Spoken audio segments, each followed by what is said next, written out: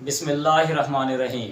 जी students, तो मैं again आप लोगों के पास सेकंड लेक्चर के लिए जो है ना मौजूद हूँ। मेरा नाम सैफुल हसन है और आज जो हमने टॉपिक डिस्कस करना है वो आयोनिक बॉन्ड डिस्कस करना है, क्योंकि लास्ट जो टॉपिक हमने डिस्कस किया है वो केमिकल बॉन्डिंग स्टार्ट की हुई है और केमिकल बॉन्ड की हमने डेफिनेशन की थी। अब केमिकल बॉन्ड की जो है ना फर्स्ट टाइप आयोनिक बॉन्ड को हमने डिस्कस करना है। तो चलिए स्टूडेंट्स, हम स्टार्ट करते हैं अपना नेक्स्ट टॉपिक और वो है ionic bond. Ionic bond,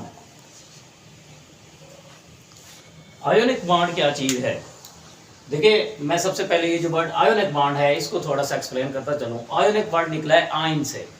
ion हमारे पास क्या चीज़ होती है? एनी एटम दैट गेन और loose electron, it's called ion. जब भी कोई एटम इलेक्ट्रॉन लूज करे या गेन करे उसको हम आयन कहते हैं, क्योंकि जो आयनिक वर्ड है वो आयन से ड्राइव हुआ है।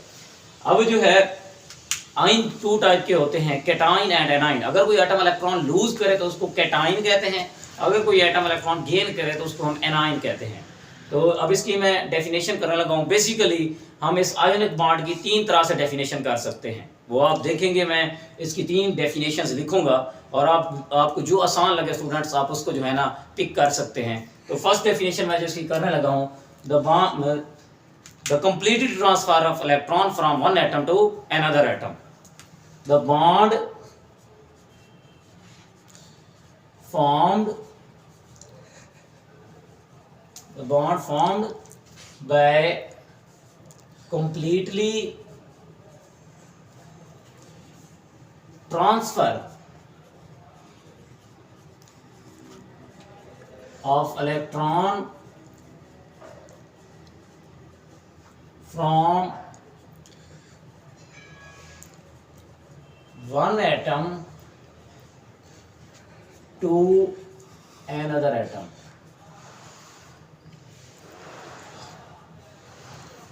It's called ionic bond.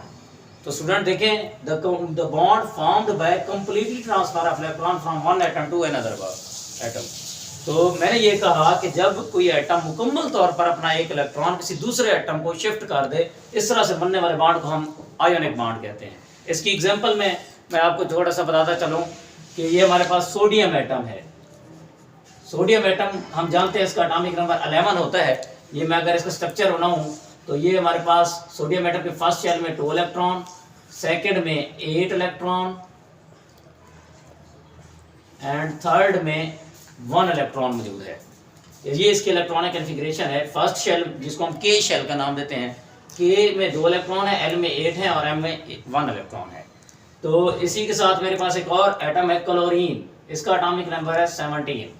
Chlorine का मैं अगर बनाऊं तो ये क्लोरीन के फर्स्ट शेल में 2 इलेक्ट्रॉन, सेकेंड में 8 इलेक्ट्रॉन एंड थर्ड में 7 इलेक्ट्रॉन है।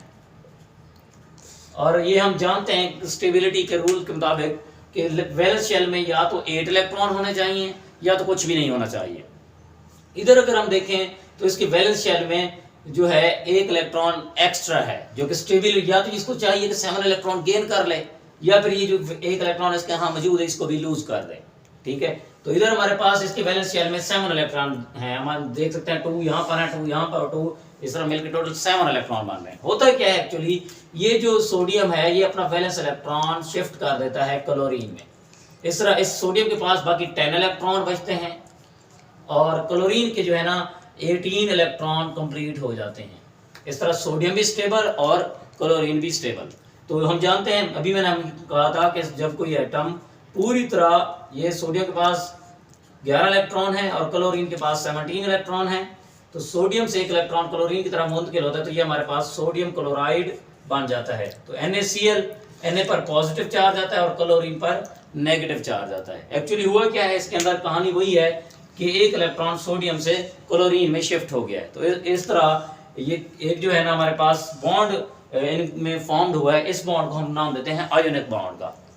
तो इसकी जो है दूसरी डेफिनेशंस भी मैं करवाऊंगा, लेकिन अगर 5 मिनट हो गए हैं तो कंप्लीट हो गया हूँ तो बता दें।